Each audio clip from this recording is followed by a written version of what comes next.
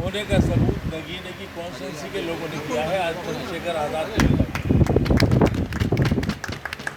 चूँकि सारे हिंदुस्तान में वोट गठबंधन को पड़ रहा था और यहाँ गठबंधन के खिलाफ भी गए, बीजेपी के खिलाफ भी गए और अकेले चंद्रशेखर आज़ाद को जिता के ये साबित कर दिया कि हकीकत में देश के सच्चे देशभक्त और सेकुलर लोग इस नगीने कॉन्स्टिट्यूंसी के हैं। यहाँ पर मौजूद हमारे जिलाध्यक्ष और हमारे परवेज़ पाशी साहब, आरिफ साहब, दीपक मियाँ और ये मैं विपिन और तमाम हाजरीन, मैं किस किस के नाम माफ़ कीजिए। देखिए बात क्या है, असल में सियासत और ये जो कुछ भी इस वक्त है, अगर आदमी अपनी गरज निकाल के उसमें खिदमत खल्क के जज्बे से काम करे, जो हमारी शरीयत का हुक्म है, जो हमारा इस्लाम बताता है, तो 100% कामयाबी होगी।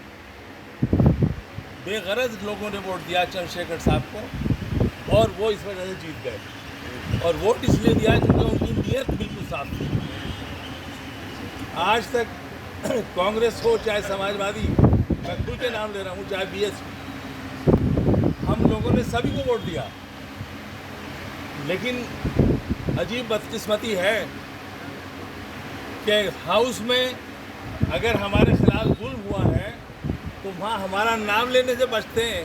अल्पसंख्यक कहते हैं, मुसलमान भी नहीं कहना पसंद करते। तो हमारा कोई मज़हब तो है नहीं, कोई पार्टी।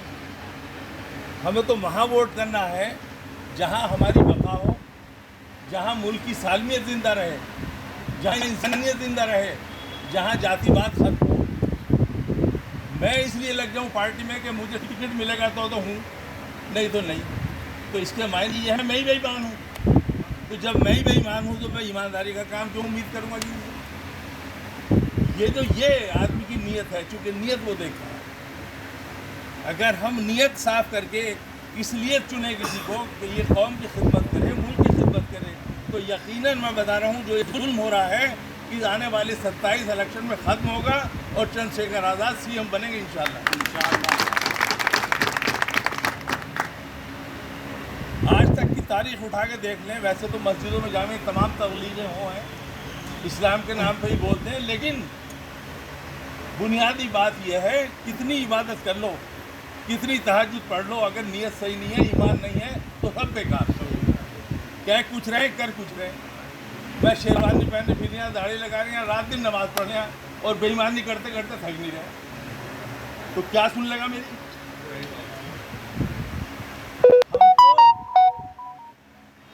उनके लिए हैं जिंदा, उन्हीं की वजह से वजूद है जो नीचे सोते थे, पेमन के कपड़े पहनते थे, रोटी नहीं मिलती थी। रसूल पाक सल्लल्लाहु अलैहि वसल्लम का वो देखिए किरदार, हज़रत उमर का देखिए।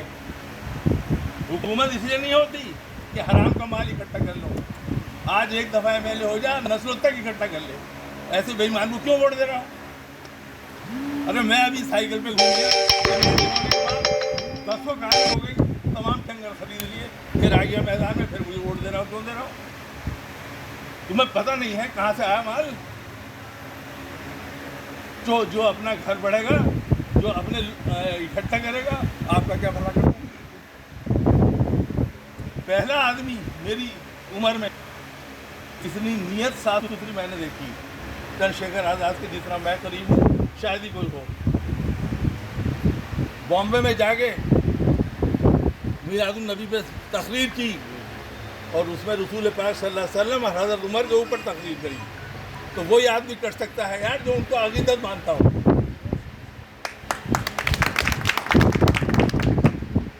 सियासत इसलिए करना कि अपना वजूद बनाओ नहीं, कौम की खिदमत अगर करोगे तो अज़मत वो देगा ऊपर वाले।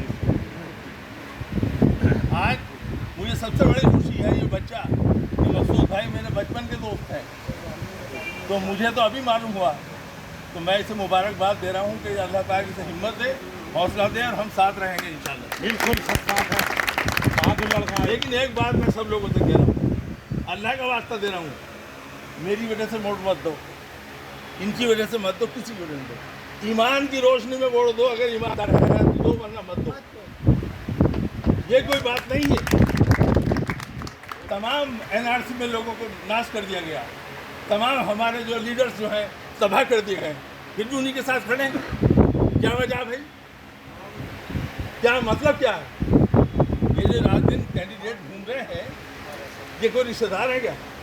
अपने मतलब को घूम रहे हैं। भाईजान, चचा, मामू, अरे भाई तेरी क्या रिश्तेदारी? आज टिकट यहाँ से हट गया, तू आने कभी ना आया।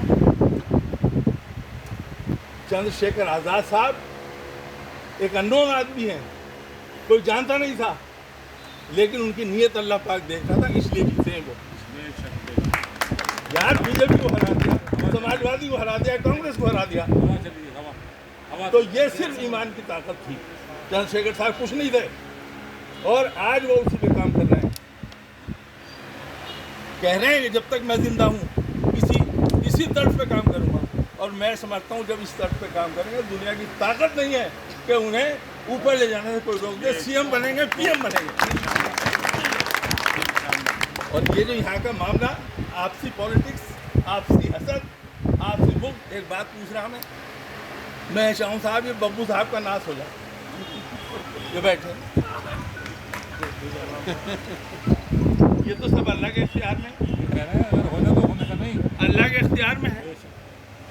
मैं खामखा गुनाहगार हो रहा हूँ, वो ऊपर जो बैठा वो सोच रहा है यार बताओ इसकी औकात क्या है, सांस नहीं ले सकता, ये इसे बर्बाद कर रहे हैं। ये सोच खत्म कर दो। इज्जत जिल्लत सब अल्लाह के हाथ में।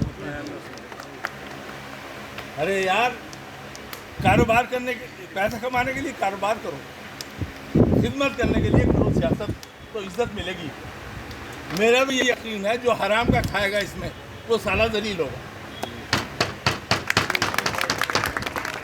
तो आप लोग ये दुआ करें कि हम ईमान पर कायम रहें और खिदमत खल्क करते रहें।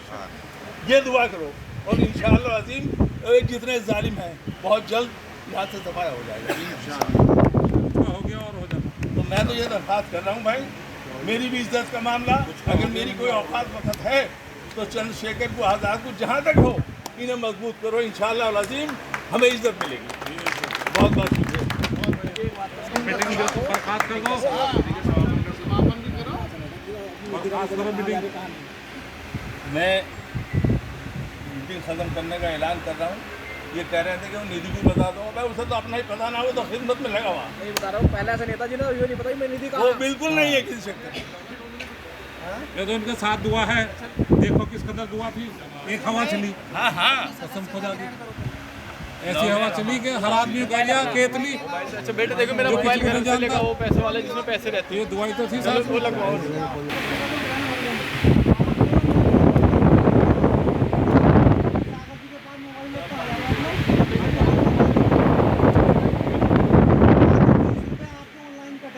और वो आपकी एक साल की सदस्यता ग्रहण हो जाएगी।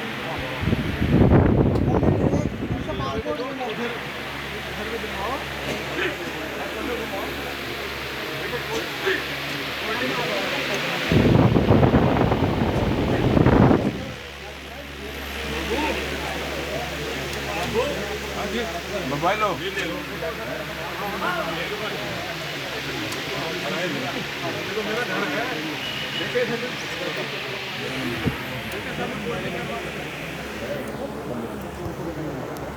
सामने